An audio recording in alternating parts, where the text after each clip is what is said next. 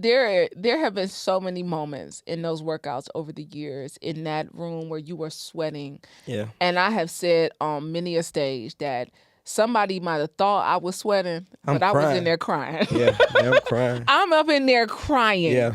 I'm up in there crying. It looked like I'm sweating, but Yeah. baby, I'm up in here crying because, Dooley, you have this gift that is so special. It is so unique.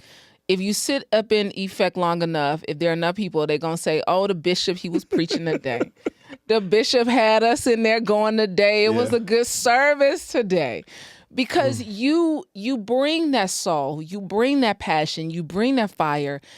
Every time you turn on that microphone and you turn that music on, you know that there is something bigger that you're doing. Yeah, I don't take that lightly. Yeah. And I take like that right there is something that I wear proudly, and not because I'm trying to be the bishop, but most importantly, I'm trying to do right by these people. Yeah. Like I said, everything that I do, I'm never gonna make this about me. No matter what's going on that day, no matter what's going on in my life personally, I just try to show up for those people that's coming to me, paying me this money to do these classes. And again, if you get something from it, we all win. Yeah. No, we all win. When you get something from it, we all win. But it'll never be about just me and what I got going on. It's always about like the purpose that I'm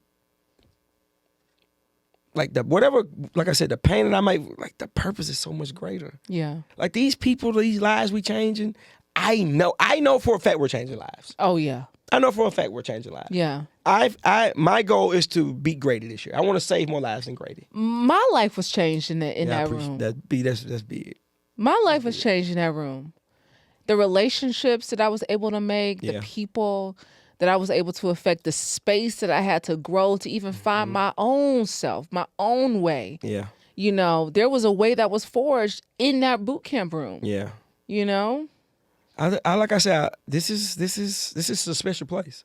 Yeah. And it's all on Metropolitan. The blackest street in Atlanta. The blackest street in Atlanta. Because it's no other way to describe it. You know, and here's what I want people to also know. And I think this also speaks to the passion and the soul that you bring.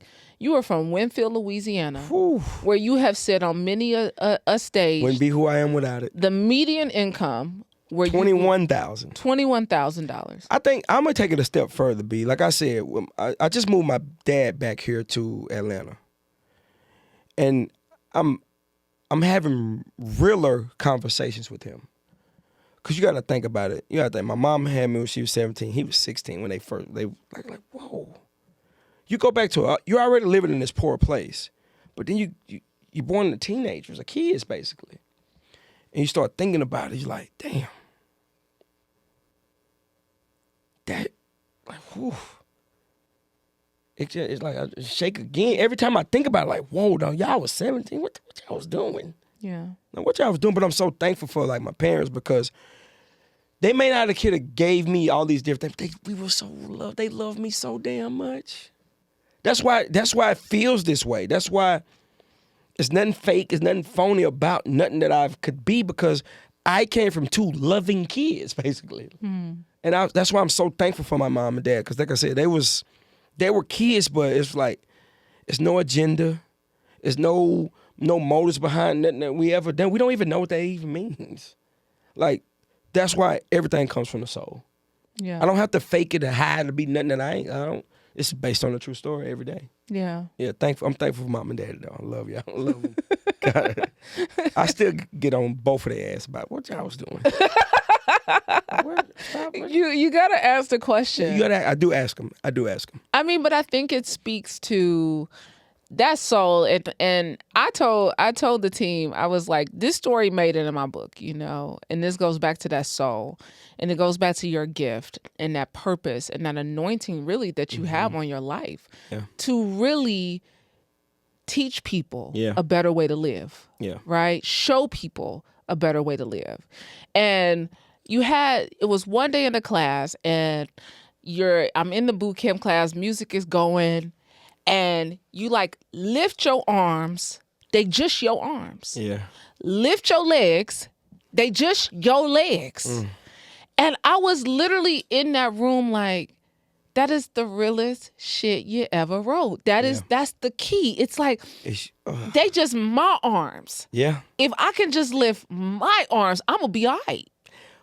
What kind of made me say that one day was, what people didn't even notice was, it was a lady working out behind me who was paralyzed from the waist down. She's sitting in a chair, sitting in her chair, lifting her arms. And I always tell people, I guarantee you, when you're talking about your legs hurt, they're so sore, I'm so tired, I guarantee you wouldn't trade with her.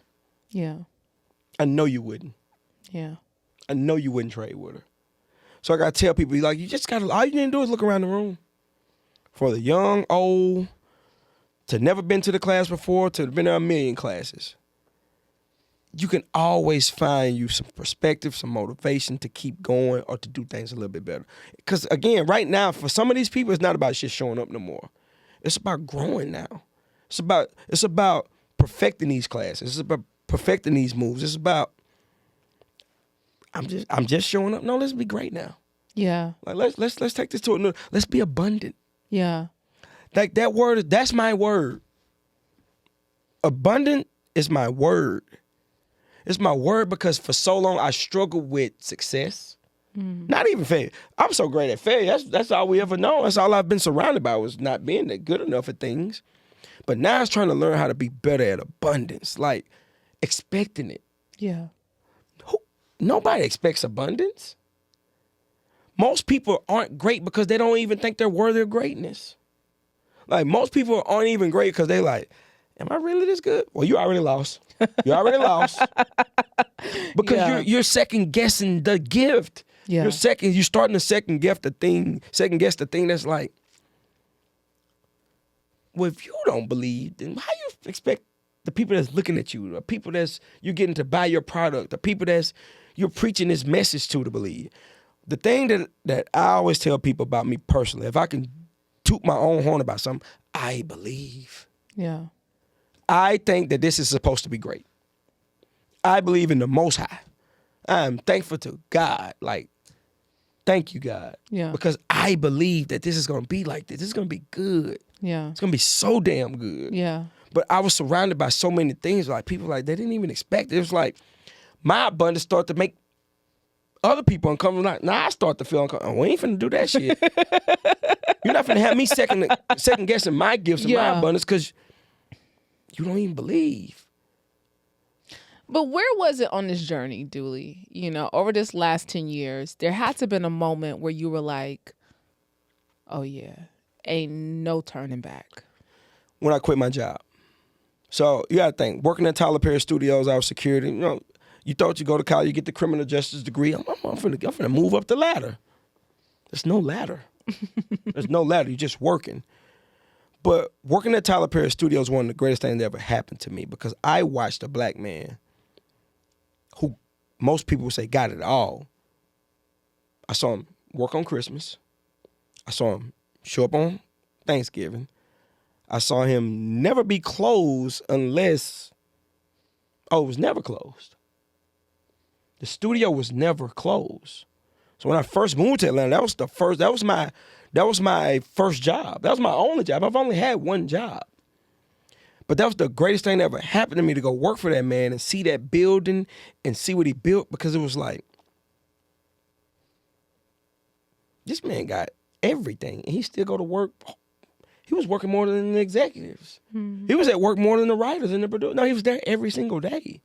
And I kept thinking about, like, what? I'm finna take off to do what, though? Like, I'm taking off. I need a day off to do what? What am I about to do? You used to say this all the time when people be in the gym, like, I need a vacation, Dooley. To go where? Where you're gonna, you know when you come back, that's still you. It's still still you. Like, your habits are still the same. You haven't changed anything. All you did was got on a plane. Your bank account is probably going down. You're spending money. Yeah, yeah. So more and more I thought about that. I was like, but that place was so good for me because I was like, if I can be in that 7 years that I worked at that studio, you know how many days of work I missed? You didn't miss any, did you? I never missed a day of work. Here's the thing. I didn't even know how to take off. Here's the thing. Tyler Perry came to Effect Fitness. Absolutely. He That's my supports dog. Effect Fitness, That's my all the dog. things. Yeah. And he noticed that you never took off a day. He said that. Yeah. Yeah, he know that. Hey Vault family, thanks for watching. If you enjoyed this clip, make sure to check out our full interview on our channel at Vault Empowers Talks. We don't just scratch the surface, we dive deep into the lives of some of the world's most influential leaders and change makers. Don't forget to like, to comment, and be sure to subscribe for more inspiring conversations. See you next time.